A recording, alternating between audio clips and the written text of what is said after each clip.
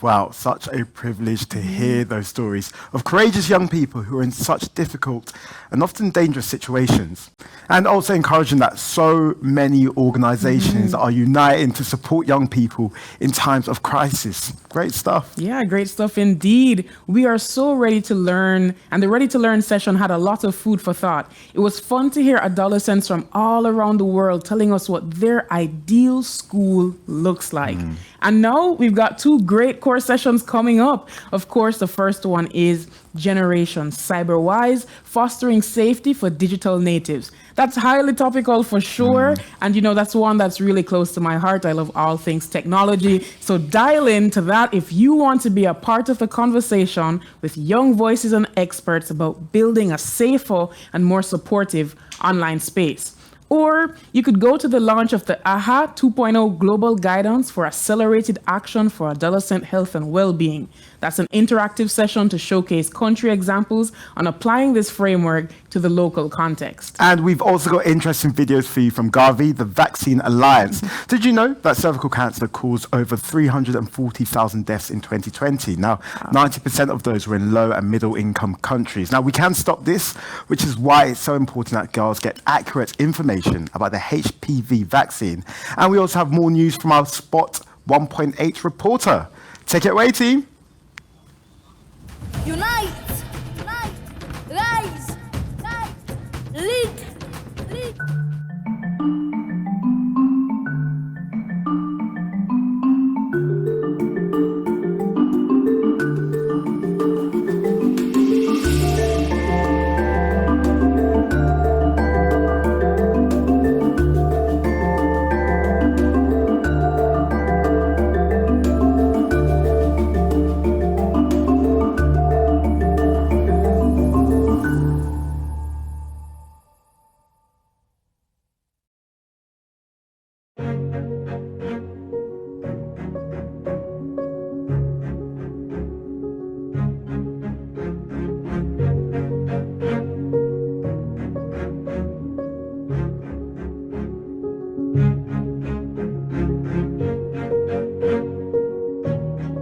We are seeking to eliminate cervical cancer in Sierra Leone. And part of that strategy is vaccination, the HPV vaccine.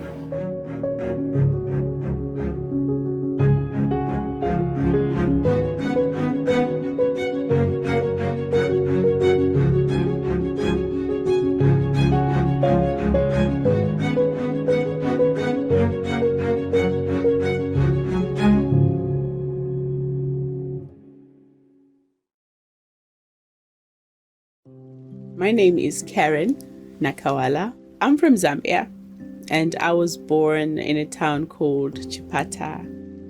I'm a cervical cancer survivor myself. So I was diagnosed in 2019 of June. So I was driving back home, I remember, and suddenly it hit me, cancer. This means that I'm dying, and I parked the car on the roadside. It was about 7 p.m. And the first thing that came to my mind was my children. I'm going to die and my children are going to remain alone. And I broke down. I remember I broke down for the longest time. For 3 days, I didn't sleep straight. Like I would wake up, literally see the sunrise, sunset for 3 days. The treatment is very harsh and it takes a lot from you. Even the strongest person, I think at some point, you literally give in to the treatment. And so to get out of that, I think I'm very lucky to be here because there are a lot of women that I saw that died during my journey. I now realize that if we are to eliminate cervical cancer, the HPV is the one sure tool that we have to do it. So the HPV in Zambia was rolled out in 2013. When I started talking to the doctors, they told me that it was met with a lot of resistance. One, because people did not believe in the vaccine, and two, because of what the vaccine was related to, cervical cancer and, the sexual part of it. And so that is when we decided, you know what? Yes, we're doing the screening, we're doing the awareness, we're creating demand for people to go and get screening. But I think our fight is trying to get the HPV rolled out successfully and getting the girls that are eligible to get vaccinated. We're losing a lot of women unnecessarily, and I think we shouldn't. We can't lose women to a cancer that can be eliminated and to a cancer that can be prevented. And that is where the HPV vaccine comes in. And we need to push for that to be received by the masses so that they can get their girls vaccinated.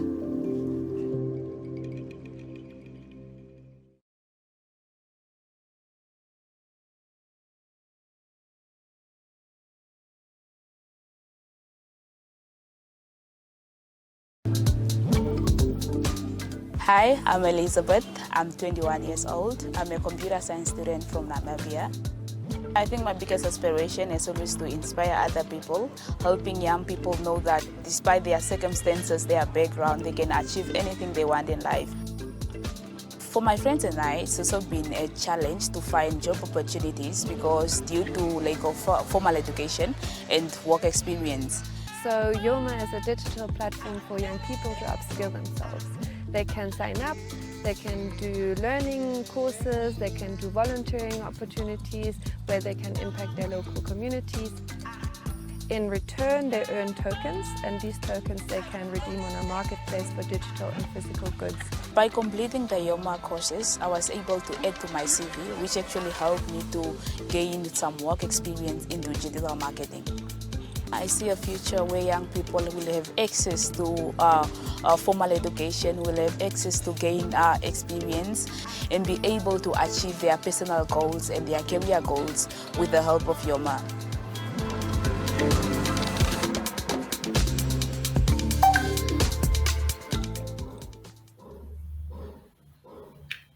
Hello, everyone. I'm Anuradha Gupta, the President of Global Immunization at the Sabin Vaccine Institute.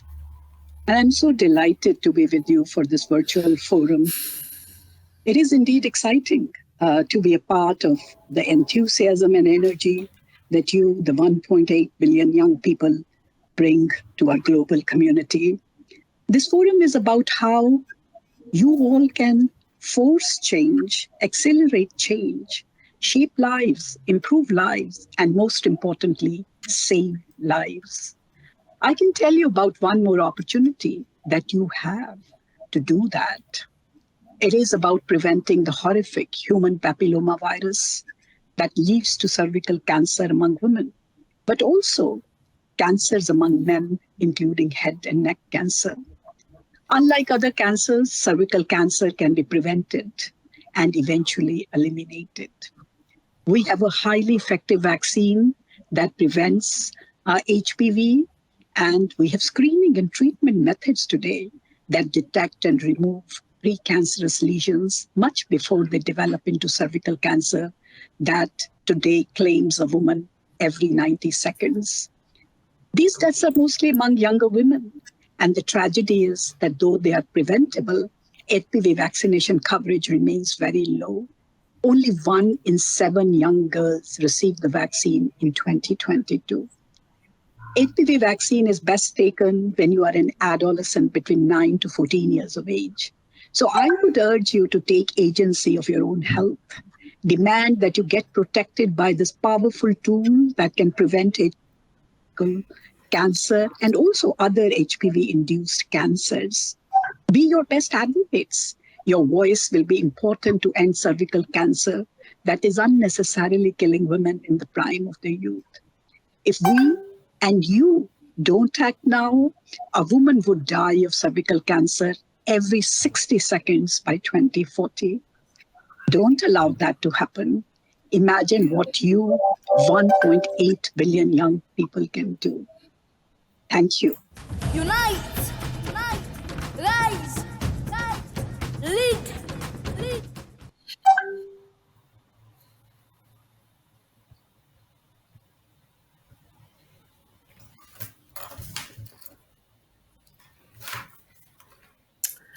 Hello and warm welcome to this session on Generation Cyberwise, fostering safety and wellness for digital natives.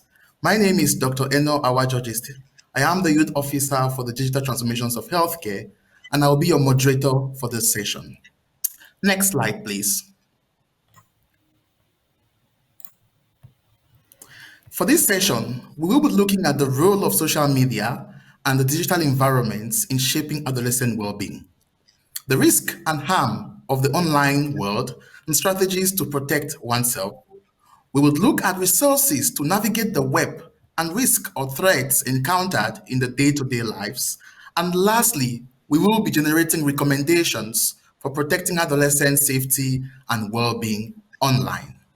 Next slide, please. Yes, here I will be looking at a high-level overview of how digital transformations are shaping each domain of adolescent well-being in a positive and negative way. We all know that digital technologies and data are now part of our everyday lives.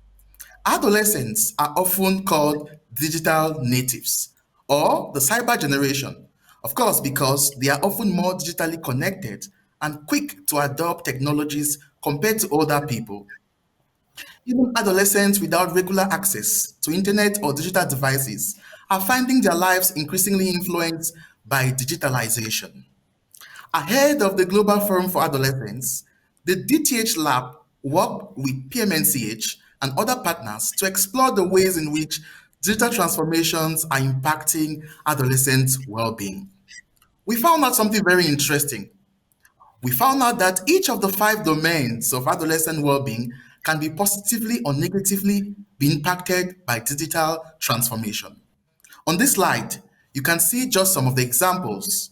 For example, in the domain of health and nutrition, digital technologies can help more people access healthcare and lead to new ways of preventing and treating illnesses. But at the same time, using digital technologies can lead to negative health outcomes, such as reduced sleep, which is very important, or physical activity, or it can encourage unhealthy eating and other behaviors. Next slide. A lot of research is being done on adolescent use of social media and digital technologies to better understand how it affects their well-being. And so the DTH Lab, the Digital Transformation of Health Lab, recently reviewed the evidence that this is out there and had 3 interesting conclusions. 1, there is a huge divide in adolescents' levels of digital access. We found out that more than 6 out of 10 adolescents and youth, most of them in LMICs, do not have internet access at home, which means that they will definitely be missing out on opportunities available online. Secondly, adolescents' experiences of the digital world vary widely, and scientists have not been able to find a clear connection between the amount of time adolescents spend online or how they are spending that time and well-being outcomes. Many scientists think that online vulnerabilities mirror offline vulnerabilities. I agree as well. This means that whether an adolescent time online leads to positive or negative outcomes likely depends on a complex mix of their personal characteristics or experiences that they have in real world. Finally, young people and scientists agree that tools and platforms are not being designed with young people's well-being in mind. And this is leading to adolescents being unnecessarily exposed to online experiences, content, and commercial practices that are inappropriate, exploitative, and some even seriously harmful. And so, therefore, ladies and gentlemen, dear participants, dear young people, I want to introduce you to one of our fantastic speakers, Serena. Serena comes to us from End Violence Against Children, and she will go through into further detail on some of the most serious harms that adolescents are being exposed online. But before that, let us hear from adolescent voices themselves. Next slide. And this is the part. My name is Kyla. Sorry? This is the part 1 of Adolescent Voices. And in this video compilation, we'll bring to you testimonials from adolescents about their experiences, their challenges, and the needs in the realm of the digital world. The video has 3 parts, and we'll start with part 1. Testimonials of a general nature with questions such as, what kind of online platforms do you use and for what purposes? We would also be asking young people, how does using online platforms support your well-being? How does it make you feel? So stay tuned and get the video. My name is Kyla and I am from the United Kingdom. Hello everyone, I'm Sanskriti and I'm from Nepal. My name is Randy from Ghana. Hello everyone, my name is Abdallah from Tanzania. Hello everyone, my name is Chuku Kingsley and I am from Nigeria. Good evening once again everyone. As introduced myself, my name is Abdallah from Tanzania. One of the first online platform I use is mobile health checking or LC track. This is one of my best or favorite applications which are using online. Also in our Tanzanians, we have an online platform known as HADA. The online platforms that I use, I think it's a variety, but specifically if you're talking about health, is the NHS, which is basically the governmental health system, and we have the app which allows us to kind of like book doctor's appointment or find your medical records, and also to consult with the doctors online if you need to without seeing them in person. So I think the NHS app is one of the most important apps that we use here in the UK. For health, I just Google if there is any clinic near me, we don't have a specific, or at least I don't use any specific online platform, but I do find myself in Instagram, TikTok, WhatsApp, Messenger, even dating apps, Bumble, and Pinterest, and sometimes Twitch. So it's a variety of online platforms that I'm on. So yeah. I love to read a lot, learn a lot of new stuff. So I normally use Coursera to go through some kind of blend my normal academic schedule to the Coursera one, so I can learn multiple things at the same time as well. For me personally, just like in Nigeria, we don't particularly have a very common application where people can actually access information as regards to their health and well-being and all that.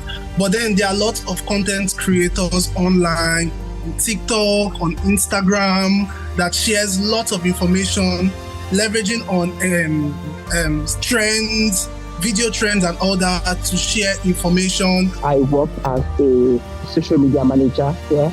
So I use Instagram, I use Facebook, and then I use what's it called again? LinkedIn. How does using these online platforms support your well-being? If you could share with us. Well, that's difficult because I think I find it doing the opposite. And right now I'm actually on a social media detox at the moment because it was getting too much. I think it does more damage and rather than support. So I cannot say it really supported me. Yeah, yes, I would say definitely, yeah. It has been very much effective in supporting my well-being as a young person. On my side, I'm using Health Track and mobile health clinic. So this is very, very, very important to me, and it supports my well-being. How do you know who and what to trust online? That's actually a very interesting point to make, because I think that is the ongoing problem that people tend to have with kind of like the risiness of maybe misinformation or hoax and all those kind of things. It's very difficult to filter. From my personal experience, knowing which one is right and which one is not is actually a very difficult point to filter. That's a very tricky question. That's a very difficult one to answer, because for me, who kind of is mostly on social media, it becomes very difficult to kind of find out which of the information I'm seeing online is actually true and which of them is not true? Given the scope of social media, I really would not say we have legit source of information because everywhere is just rowdy. Everybody is a journalist. Everybody is reporting the news at one given time or the other. So I do not actually trust news from social media. So for me, before I consume an information on social media, I have to verify from a website if it's health related, or I go to the news channels to see if those information are true.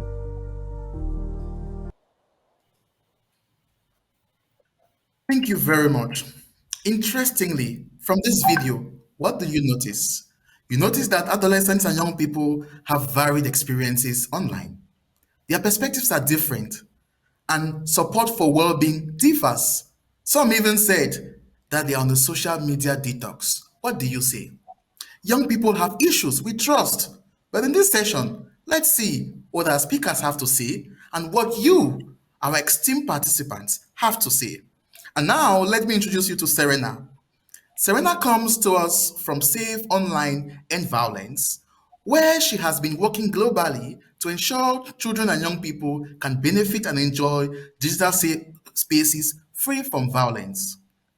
She will be zooming in on one domain of adolescent well-being and safety and how it is being affected by the digital transformations of healthcare. Ladies and gentlemen, permit me welcome Serena.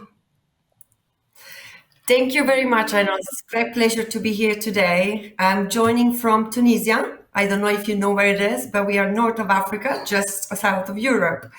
But as Anna was saying, we work globally, and our name is Safe Online, which means we work every day to make the internet safe for children and young people. And to do so, we need to hear your voices. We need to understand your experiences. And that's also why we were so excited to be here today, to be part of this forum. I will share a little bit more about what we do and how we talk to children about this. And just so you know, we focus on very sensitive things. We focus on sexual abuse, sexual violence, sexual exploitation. So if you may feel uncomfortable about what I'm saying, please talk to an adult you trust or a friend you trust. And we're also, available to talk. Just so you can see on the screen, these are some examples of what sexual abuse online could look like.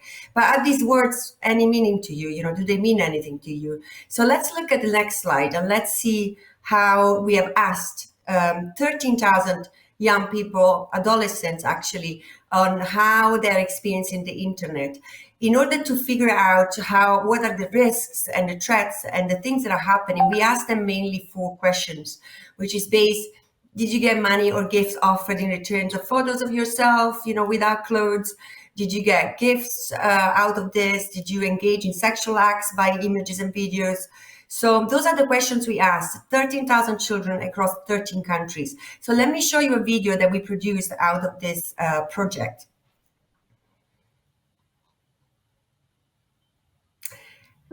Can we? Internet access enables children to have fun, make friends, and learn in digital spaces, but also to encounter harm, such as grooming, sexual exploitation, and abuse. Last year, up to 20% of children in Eastern and Southern Africa and Southeast Asia experienced online sexual abuse. Up to 20% of children. That means millions of boys and girls face this threat every year, with devastating consequences. Evidence is key to keeping children safe online.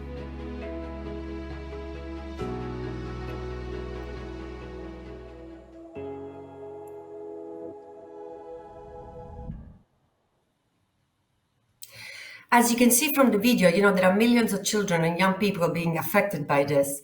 And we work, very closely with the industry. So we work with Twitter, Snapchat, Microsoft, Meta to make their platform safer. We work also with governments and other actors to produce solutions that can make the internet safer for you. But we also talk with you to better understand how you're experiencing and what we can do to both prevent it, but also ensure that the adolescents that are already victim can find support. So you saw in the slide, in the video, there are millions of children in different countries. It appears in different ways. On the next slides, we can see a map that shows the 13 countries that we have done these interviews with children and with other people, adults, parents. And you see that in some countries it's much higher than in others, and it's evolving very fast because technology schools continue to evolve so fast. We're doing the same study again in other 12 countries in Latin America, Eastern Europe, but also North Africa and the Middle East. Why? Because we want to understand better. We want to understand better to stop this and to prevent it. And what we have learned from this study, we will see in the next slide, is that when young people or adolescents do encounter these problems, I think one of the main common challenges they face is loneliness. They don't talk to anyone about it. They don't report it. When they talk to someone, they talk to a friend, but sometimes the friend doesn't know how to help them. Very often they feel ashamed or they feel upset to share with parents. So the thing that I would like you to take away from today is that I know it's scary, I know but it can be, the only thing that can be done is to talk to an adult that you trust, because certain things happening online or in person are definitely not acceptable, and some of them are crimes and some of them are against the law, and there are rules and protections that can apply both from the industry, the platforms, but also from the government.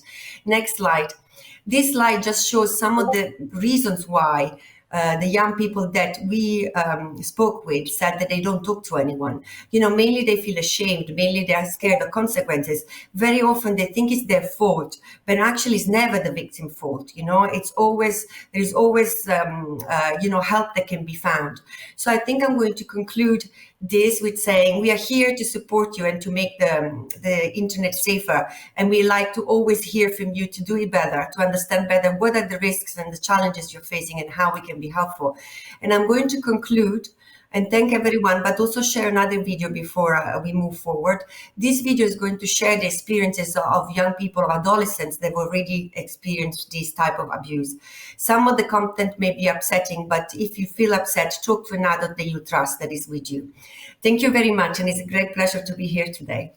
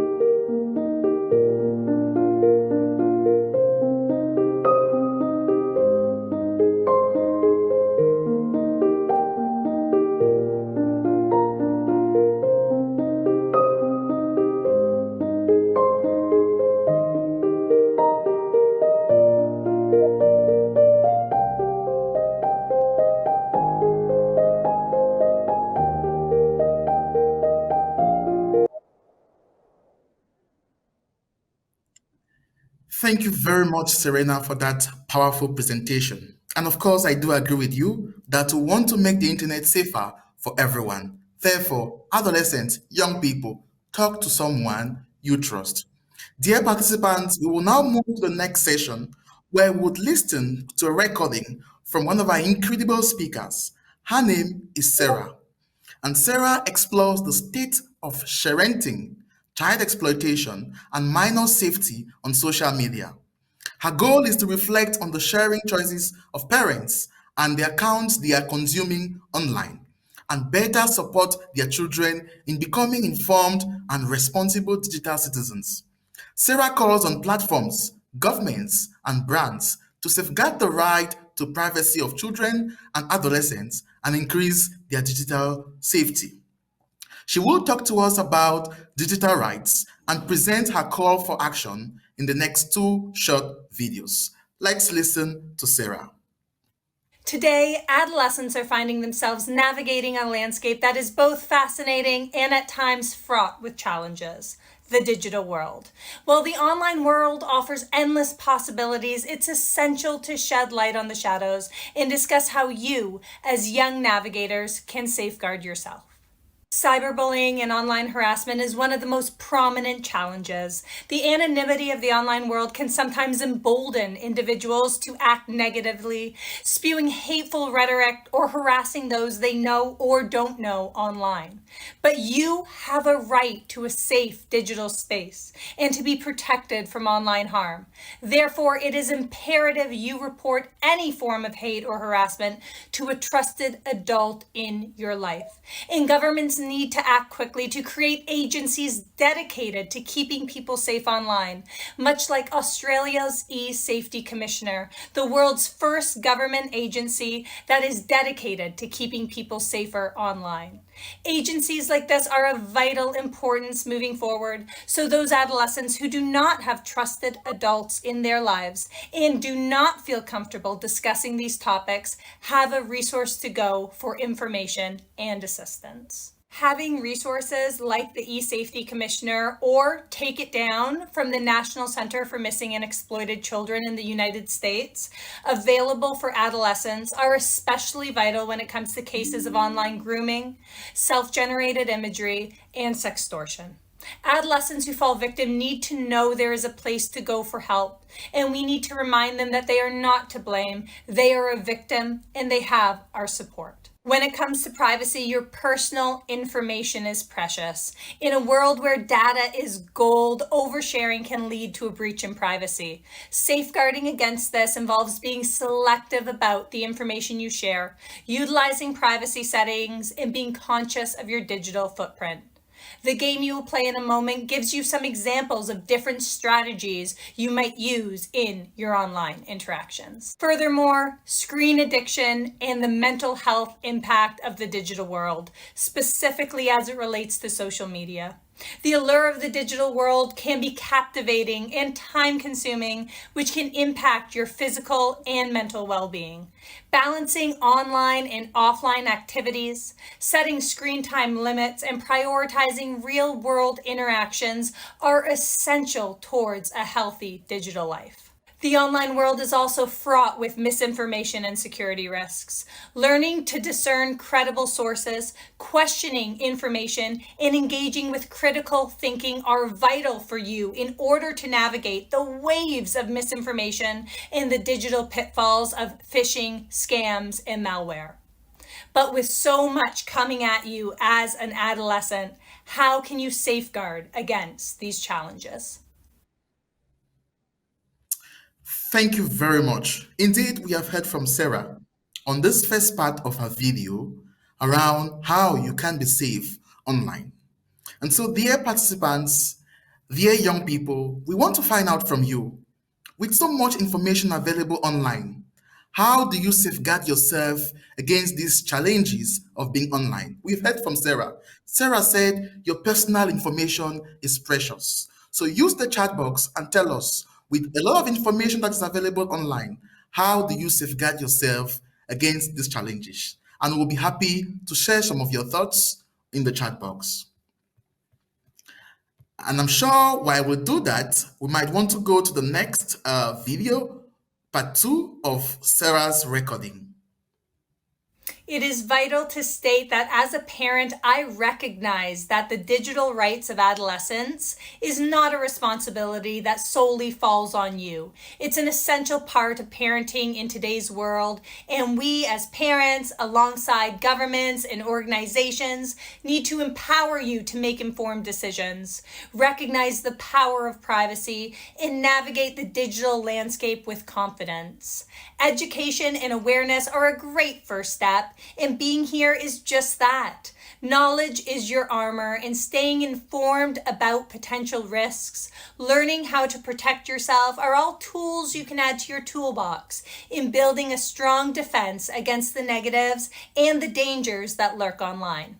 Open communication is another tool. Keep the lines of communication open with your parents, teachers, peers, and any trusted adult in your life.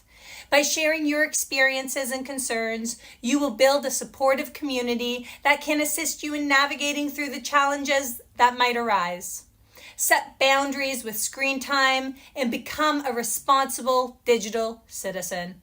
Be an advocate for positivity, respect, and kindness by fostering a supportive digital environment. By doing this, you minimize the negativity in the online world, thus creating a safer space for all. We as adults also need to be mindful of not demonizing technology for our youth, because although there are dark shadows that lurk online, there are also many positives of growing up in the ever-expanding digital universe. There are endless opportunities for learning and connections. You can form communities, advocate for causes, and break the barriers of time and space to work towards making the world a better place and the online world a safer space. There is so much power online, but with great power comes great responsibility. You have a right to privacy, freedom of expression, and protection online. These rights are your shields in the digital realm, and it's important to know them, value them, and understand how to safeguard them. In tandem with not only parents, but governments and organizations, many of whom are here today, we call on to work towards developing agencies that are dedicated to supporting our youth and fighting against the online risks and harms faced by adolescents today. Creating and expanding on online safety acts, implementing online safety education and prevention programs in school, and providing resources for adolescents to turn to when in need of help. In conclusion, growing up in the digital world offers you endless opportunities, and by embracing your digital rights and learning how to safeguard them, you are empowering yourself to explore, create, and contribute positively to the digital world. Keep learning, stay safe, ask for help when necessary, and continue to work towards becoming a responsible digital citizen. Amazing, amazing. Thank you very much, Sarah. We have heard from Sarah. She clearly stated that we must be able to recognize the power of privacy in navigating the digital landscape with confidence. Knowledge is your armor. And now we would listen to part 2 of our adolescent voices, looking at the challenges young people and adolescents face when navigating the online world. You face in navigating the online world. Maybe we could start from Zedi. Go ahead. Okay, thank you very much. The most prominent issue I face would be cyberbullying. So most times, as queer persons in Nigeria, as a queer individual, I'm unable to live my truths in the physical space. I'm unable to relate with people and openly say, oh, this is who I am. So the social media platform, the online space is like a place where we'll find solace, a place where we'll find that peace, where we are able to commune and communicate with individuals. I think it's very similar to what Zedi was saying, was the fact that cyberbullying, especially being a minority in a Western country, all those kind of problems definitely rises. And also, I think one of the most prominent rising issues is also kind of basically email weird emails from people, all those kind of things where you just, because you expose your email to maybe an mailing list, and then someone else gets it because of maybe being hacked or whatever not, and then you receive all these weird emails trying to get your attention and kind of thing. That is definitely one of the challenges that you start realizing with the prominence of online, or maybe social media in general, I would say. On our country, there are many challenges which facing youth on navigating the online world. First thing is misinformations and bias. Another thing is to understand the context of the informations. So some of the information not real. So there is many of the information is false. Another thing is cultural and language and varieties. So what makes you as a young person or as an adolescent feel uncomfortable or unsafe online? So personally, what I have found recently is people have started messaging me on WhatsApp, right? And I don't know where they get my number from. And once I remember I posted a TikTok and someone commented, like your number ends at --7, right? Question mark, and it was my number. And I'm like, how are they getting these numbers? Another thing that makes it very uncomfortable is parasocial relationships. They what do we say? They make assumptions and they keep attacking their and everything. And another thing that makes it very uncomfortable is there are multiple Reddit and groups where people just share they write vile comments about women bodies, right? And they say I want to bang her and anything in the most wildest way possible. And these are in Reddits and everything. It's one thing when it's done consensually, and it's another thing when it's not consensual. So it makes it very uncomfortable with the comments they write, and it's completely normal. Even the comment section, whenever I read the comment section, it makes me uncomfortable. People like these exist. I mean, not obviously everyone has different opinions, but when it's affecting others' well-being, safety, and when it comes to sexual assault and everything, and it's very these are, I think, basic things we need to agree on. And whenever I see these people, I don't feel comfortable going, knowing this is happening around me, because I'm in a very small bubble, right, where everyone is very friendly and everything. And whenever I read these comments, reality hits me oh, okay, this is not the perfect bubble is not there anymore. So I think everything else, I think everyone is pretty much covered. So that is what Thank you very much. We got a very interesting game for you. And this game is titled Digital Dilemma, Safe or Risky. And this game, we want to use this as a fun and educational way of prompting adolescents and young people to think about online safety measures and ethical decisions in the digital age. And so, what format are we going to be using in this game? It will be a set of quizzes. We have 5 quizzes for you, and we'll be presenting to you a series of scenarios related to online safety. Each scenario will have one correct answer. And so you would have the presentation of each of these scenarios, and you will be able to select the most appropriate answer. Over.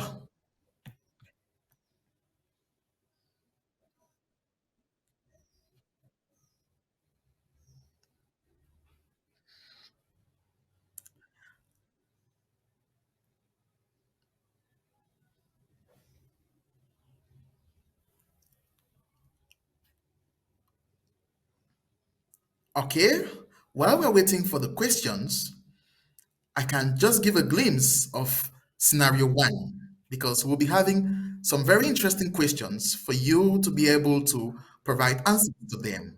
They are very interesting questions for answers for you to select one, which is most appropriate.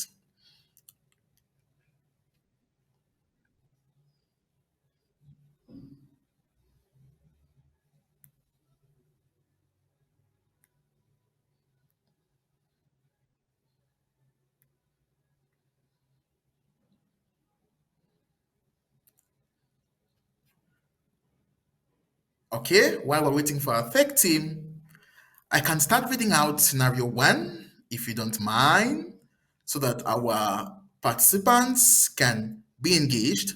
Scenario 1. You find a fantastic deal online for a new video game. The seller asks for your credit card information via private message. What should you do? Quite interesting. You find a fantastic deal online for a new game. The seller asks for your credit card information via a private message. What should you do? Option A, share your credit card information for the purchase, but request a proof of the seller identities first. Option B, ignore the message. It's probably a scam. Option 3, research the seller and check for reviews before deciding. And option 4, ask your parents for their credit card.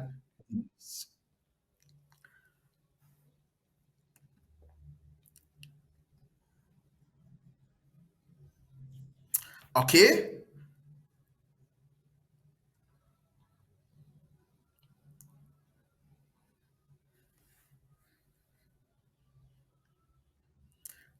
I hear from the tech team that we have the questions online. I hope our participants are able to engage with the questions.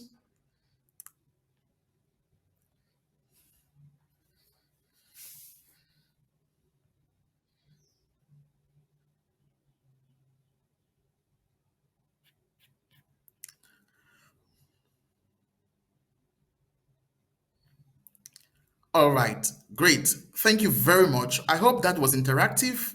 I hope you were able to, get a glimpse of this very interesting and fun game. And of course, we can be able to discuss. Now, what can we see within this 5 scenarios that we gave it to you, these 5 scenarios? What can we see? The first thing is that you realize that your safety and security online should always be a top priority. And when in doubt, err on the side of caution and skepticism. Secondly, you must develop critical thinking skills to assess the credibility of online information. Fact check before sharing and question sources that seem unreliable. Dear young people, take control of your digital footprint by managing app permissions and sharing information thoroughly.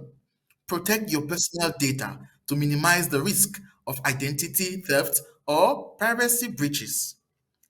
Taking breaks for seeking validation on social media can lead to healthier online experiences.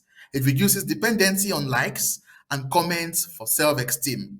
So, your actions online impact not only your well-being, but also the online community. Promote kindness, empathy, and respectful communication in your online conversations. And I want to close this game session with these very interesting remarks. The digital age offers tremendous opportunities, but it also presents challenges, particularly for young people. So building digital resilience, awareness, and ethical decision-making skills are very essential. Responsible digital citizenships involve not only protecting oneself, but also contributing to a safer and more supportive online environment for all. And lastly, encouraging open discussions, critical thinking, and continuous learning about online safety and ethics is vital for today's interconnected world. Dear participants, at this moment, I want to share with you the last testimonial video from young people that explore what safe digital world would look like for you and what adult experts need to change to make this happen. Let's have the adolescent testimonies. So Randy, what would a safe digital world look like for you? And what would you like adults and experts or social media platforms to change to make this safe digital world happen?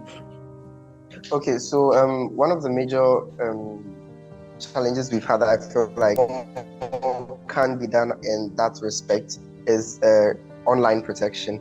Online protection for children and young people, especially because we are the most vulnerable when it comes to the online space. There are so many things that could be targeted against us. Personally, first of all, I believe that the issue of cyberbullying cannot be stopped. I don't think there's much that we can do to prevent those things from happening, rather than just educating them. So I think there's nothing much we can do except for educating the ones who are using the social media. I think as well, because I also come from Indonesia, looking back in Indonesia, in the smaller parts of Indonesia, I would say that the awareness of the social media, it's not as prominent as it is in the bigger cities, definitely. And I think the kind of like overall awareness should be raised in order for social media to be more of a safe place. I'm a young expert, and I would like to work with youth and adolescents. So adolescents and youth play a significant role in creating demand for the safe internet and building a movement to promote online safe. So on my side, the things which youth or adolescents can make it is education and awareness. Promoting digital literacy by organizing different workshops, organizing webinars, organizing awareness sessions about the online safe uses. I think it's collective efforts. So me, you, and others, we have one responsibility to ensure that the online is safe for the youth and the adolescents. Yes, young people have to raise awareness on the issue that they are facing using the social media spaces. They have to speak up, and also, just like we have the tech space, for those persons that are into tech space, making policy, young persons have to be present there, right? To also lend their voice, to also help influence on these policies that are being made, so that it will become inclusive for young persons using this social media. Even things we do right now, if we see a negative post, I think most of us just pass through it, but there is an option to report, right? So we can do that. So that will help filter out content. So that is something we can actively do right now. And another thing is, we have talked so much about policies, right? But there's recent cases where like people do go and report, right? But it does not get we don't get the response back from the authorities, and like if you go to the cops, we don't get that support at all. Like it's very tedious, and as much as there are many policies, I don't see it happening. So I need I think it's important to have that as well. And another thing is, we need to fact check what we are reposting, right? So if we contribute to the misinformation, I think most of us don't know how to fact check as well, and that could be me as well, right? If I see something, then I can just be like, if my friend is posting it, I'm gonna trust her and be like, okay, she does not usually post this, so maybe she is sharing it and I'll post it as well, maybe without fact checking. So I can be the part of the problem, but I can also be the part of the solution by fact checking. Thank you so much, Sanskriti. I think you shared really, really good, kind of very practical, easily implementable steps that young people can. Amazing. VA attendees, we want to thank you very much, for hanging in there up to this moment. We are getting to the end of our session, and we hope you did enjoy it. And we want to conclude with a brief overview of what we're able to learn today. Online harm are the result of systemic shortcomings.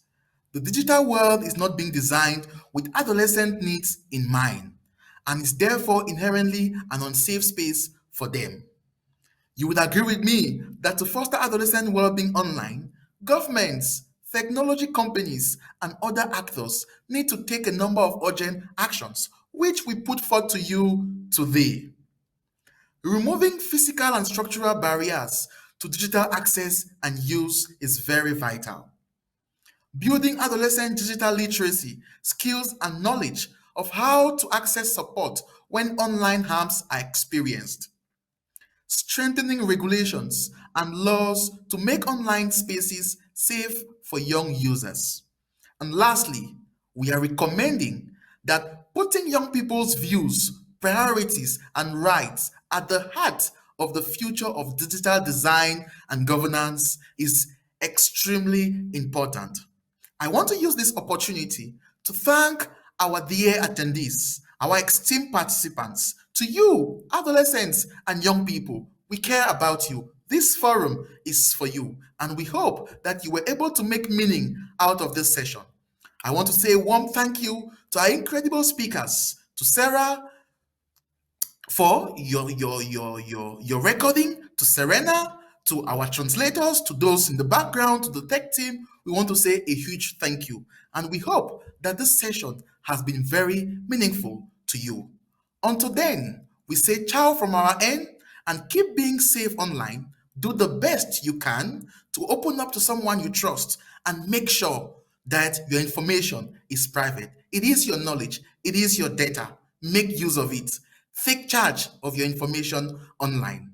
Thank you from my end. I have been your moderator, Eno Awa George Stevens from the Digital Transformations of Healthcare Lab. Thank you and over.